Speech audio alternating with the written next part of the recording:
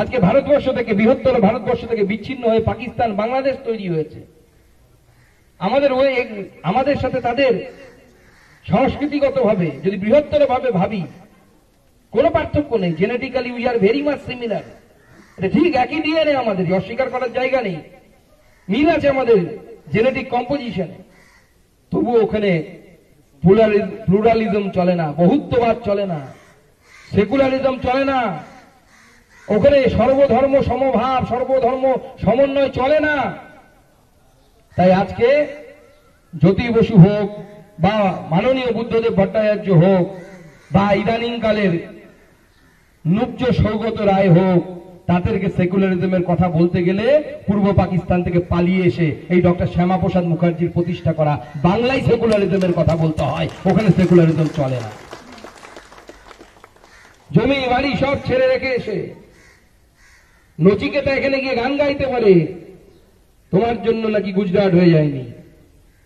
আর ওইখানে বাংলাদেশে গিয়ে নিজের পৈতৃক বাড়িতে দেওয়ায় দালানে বসে কাঁদতে পারে, কিন্তু ওখানে গিয়ে এই সেকুলারিজমের কথা সে বলার সাহস নেই।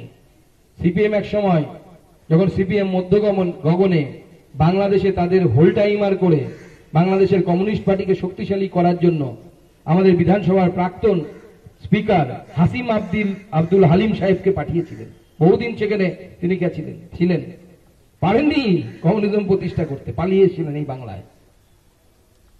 আমাদের যোগেশ বাবু সেই সময় বাংলাদেশে থেকে গেছিলেন, যোগেনচন্দ্র মন্ডল বাংলাদেশে থেকেছিলেন, জিন্নার মন্ত্রিসভায় সদস্য হয়েছিলেন, আইন মন্ত্রী হয়েছিলেন। তখন সেই সময় উনি ভেবেছিলেন, ঠিক যেমন ওএসি বন্ধুরা এখন বলে আমাদের এখানেও নতুন পার্টি হয়েছে, আইএসএফ টাইএসএফ কি সব, তারাও বলে মুসলিম দলিত, তারা ভেবেছিল মুসলিম আর দলিতরা একসাথে বন্ধুত্ব করে কাঁধে কাঁধ ধরে থাকবো। কি হলে বর্ণ হিন্দুরা, উচ্চবর্ণীয় হিন্দুরা বাংলাদেশ ছেড়ে পূর্ব পাকিস্তান ছেড়ে এপারে চলে এলো। একদিনে ভোলা দ্বীপ বলে একটি দ্বীপ আছে বাংলাদেশে, কয়েক হাজার তপশিলি নারীরা একদিনে ধর্ষিতা হয়েছে। যোগেন বাবু পালিয়ে এসেছিলেন মন্ত্রিত্ব ছেড়ে, বাঙালিকে শিখতে দেওয়া হয়নি। যোগেন বাবুর যে রেজিগনেশন লেটার যিনি লিখেছিলেন জিন্নাকে, ওই চিঠিটা স্কুলে স্কুলে পড়ানো দরকার, বাচ্চাদেরকে পড়ানো দরকার। কি লিখেছিলেন যোগেন বাবু তার মধ্যে?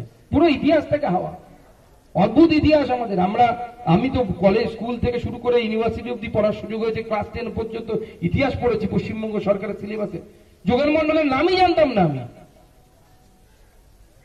পরে যখন বড় হলাম, যখন অন্য অন্য বই পড়তে শুরু করলাম, ইতিহাস পুরো ঢেকে দেওয়া হয়েছে, বাঙালিকে তার ইতিহাস জানতে দেওয়া হয়নি। ডক্টর শ্যামাপ্রসাদ মুখার্জিকে আমরা মাল্যদান করলাম। এই লোকটা না থাকলে আজকে মমতা বন্দ্যোপাধ্যায় বা আমি হোক বা এখানে এরা আমাদের যারা নেতৃত্ব আছে, তারা হয়তো পূর্ব পাকিস্তানে মারকে পিঠ বাঁচাতে বাঁচাতে উদ্বাস্তু হয়ে এখন কোথাও মোগল সরায় বা কোথাও হয়তো বস্তিতে গিয়ে স্থান নিয়ে থাকতাম, আমি বা মমতা বন্দ্যোপাধ্যায় যেই হোক।